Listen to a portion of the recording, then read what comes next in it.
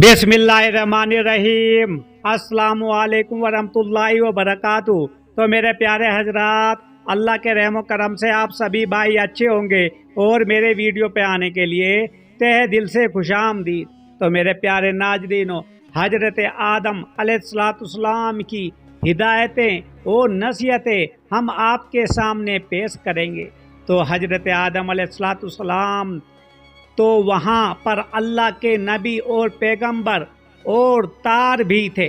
जन्नत के अंदर रहकर उधर उसको घूम फिर कर देख चुके थे और शैतान मरदूद की मक्कारी और फरेब का मंजर अपनी खुली आंखों मुआयना कर चुके थे और उसके चैलेंज को और इंसानों को गुमराह करने की सारी शक्लों को अल्लाह ताला से सुन चुके थे और ये भी देखे थे कि उनका खुला हुआ दुश्मन शैतान उनके साथ ही जन्नत और आसमान से भगाकर जमीन पर गिराया गया है।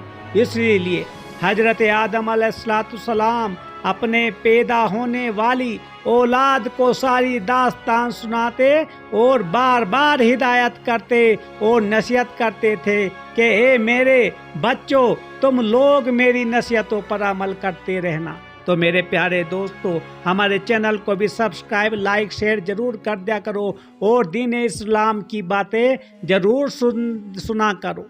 तो मेरे प्यारे दोस्तों, तो अल्लाह ताला ने मुझे और तुम्हारी माँ को पैदा फरमाया और हम दोनों को वहाँ पर दाखिल फरमा दिया। मेरे बच्चों में देखकर ये कैसी सुनी सुनाई बातें नहीं हैं, बतला रहा हूँ, अपनी माँ से भी पूछ लो। वो जन्नत बड़ी खूबसूरत जगह है। हजारों खूबसूरत हूरें ऐसे रेशम के कपड़े पहने हैं कि जिसमें मोती और जवाहरात लगे हुए हैं।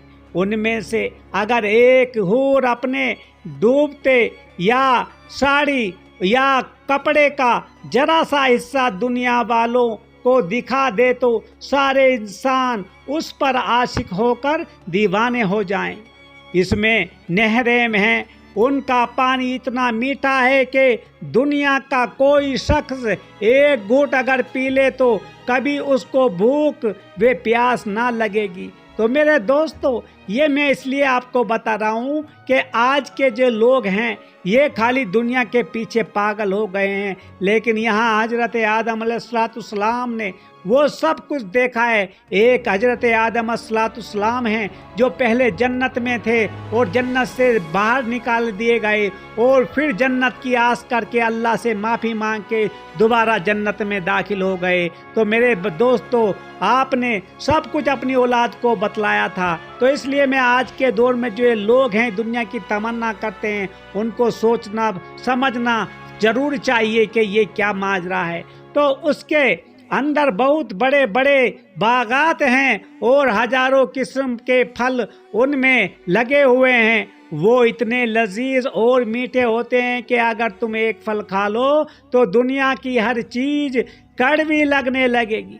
तो वहाँ परिंदे भी ना गर्मी है और ना रात है ना दिन है, इसलिए वहाँ पर नींद नहीं आती है। बस दिन रात उसमें टहलते जाओ और खेल कूद करते जाओ, किसी किस्म का कोई रुकावट नहीं होती। तो मेरे प्यारे दोस्तों, ये हजरत आदम अलैहिस्सलाम सारी ये नसीहतें अपने बच्चों को बतला रहे हैं। तो इसका मतलब ये नहीं है कि कभी भी मत खाना और दूसरा मतलब ये है कि पेट भरकर मत खाना। 2-4 दाने खाने में कोई हर्ज नहीं है। इस तरह की बातों में हम लोगों को उलझाता रहा है, तो इनकार करता रहा है, मगर तुम्हारी अम्मा जान उसके बहकाने में आ गई। तो यानी कि हजरत आदम अलैहिस्सलाम ने बतलाया है शॉर्टकट में कि अल्लाह ताला ने हमें बोला था कि इस पेड़ का गेहूं या कोई फल मत खाना, लेकिन वो शैतान मरदूद बतलाता रहा और میں نے کبھی نہیں کھا، میں نے بات نہیں مانا، لیکن حضرت حوا علیہ السلام وہ شیطان مردود کے بہکائے میں آ کے وہ پھل کھا لیا اور اللہ تعالیٰ کی ہم نے نافرمانی کر دی، تو اس لیے ہمیں جنت سے اس شیطان مردود کی وجہ سے دوستو نکالا گیا۔ تو میرے پیارے دوستو، حضرت آدم علیہ السلام کی نصیحتیں بھی سن لو۔ حضرت آدم علیہ السلام اپنے بچوں کو اس قسم کے واقعات سنا کر نصیحتیں فرمایا کرتے تھے۔ یہ نصیحتیں صرف اپنی موجودہ اولاد کے ساتھ ہی مخصوص نہیں تھی، بلکہ قیامت تک آنے والی ساری اولاد کے لیے ہیں۔ ہندو، مسلمان، یہودی، عیسائی وغیرہ وغیرہ سب کے لیے ہے میرے پیارے ناظرینوں۔ پہلی نصیحت، میرے بچوں، میری نصیحتوں کو غور سے سن کر یاد بھی کر لو۔ ایسا مت کرنا کہ ایک کان سے سنے اور دوسرے کان سے نکال دے۔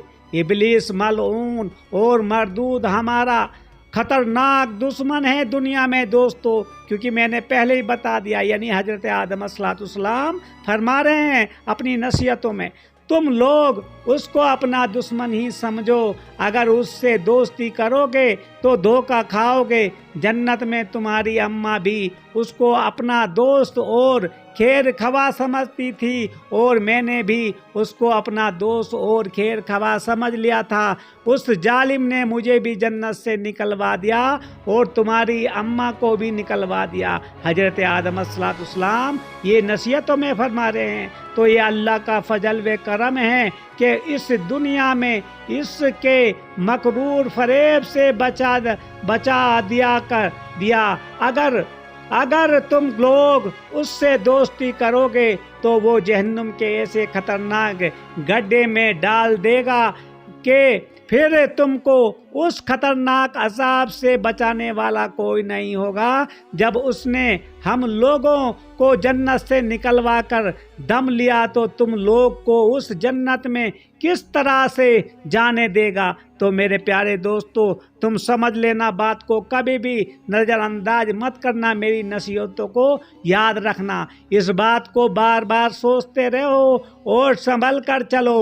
اور دوسری نصیحت یہ ہے کہ اس نے ہم لوگوں کو اور ہماری ساری اولاد کو چیلنج کیا ہے کہ میں انسانوں کے آگے سے بھی آؤں گا اور پیچھے سے بھی آؤں گا اور بائیں سے بھی اور دائیں سے بھی آؤں گا، تو میرے دوستو، اور ان کو گمراہ کر کے دوزخ میں ڈال کر رہوں گا، یعنی کہ گناہ میں مبتلا کروں گا، تو اللہ تعالیٰ خود پہ خود ان کو جہنم میں ڈال دے گا۔ تو میرے بچوں، میں یہ بھی کہتا ہوں کہ اگر اوپر سے ہواؤں میں اڑتا ہوا آئے اور پانی چلتا ہوا آئے اور کہے کہ میں بہت بڑا بزرگ ہوں اور تمہارا خیر خواہ ہوں، تو وہ اس کو لاحول پکڑ کر بھگا دینا اور کہنا کہ تو بزرگ نہیں ہے بلکہ ہمارا دشمن شیطان مردود ہے، تو ہم کو تیری خیر خواہی اور ہمدرد کی ضرورت نہیں ہے۔ تو نے ہمارے والدین یعنی کہ حضرت آدم، حضرت حوا علیہ السلام کے ساتھ ہی ایسی دغا خواہی کر لی۔ اور تیسری نصیحت یہ ہے کہ تم لوگ صرف ایک اللہ کو مان کر ان کے حکم کے مطابق صرف انہیں کی عبادت کرتے رہنا۔ اور چوتھی نصیحت یہ ہے کہ میری ہی اولاد میں سے جس کو اللہ تعالیٰ اپنا نبی اور پیغمبر بنائیں گے اور ان کے ذریعے اپنی عبادت اور اطاعت کا طریقہ بتلائیں گے، وہی اصلی دوست اور تمہارے خیر خواہ، تمہارے بھائی پیغمبر اور نبی ہوں گے۔ وہی لوگ جنت میں جانے کا راستہ بتلائیں گے۔ اگر تم لوگ میری نصیحتوں پر عمل کرو گے تو مرنے کے بعد اللہ تعالیٰ تم کو جنت میں داخل فرمائے گا۔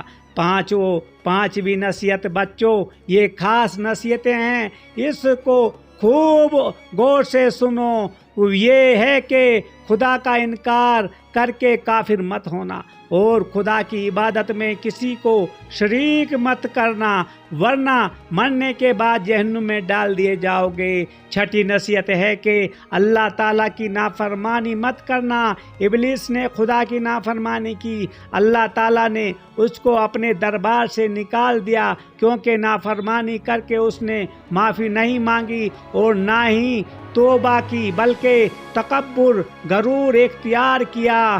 تو دونوں بڑے بڑے امراض ہیں، ان کو دور بھگائے رہنا۔ ساتویں نصیحت یہ ہے کہ اللہ تعالیٰ نے ہمارے مادہ کو یعنی ہماری اصلیت کو اچھائی اور برائی سے بنایا ہے۔ تم اچھا کام کرتے کرتے کبھی برا کام بھی کر لو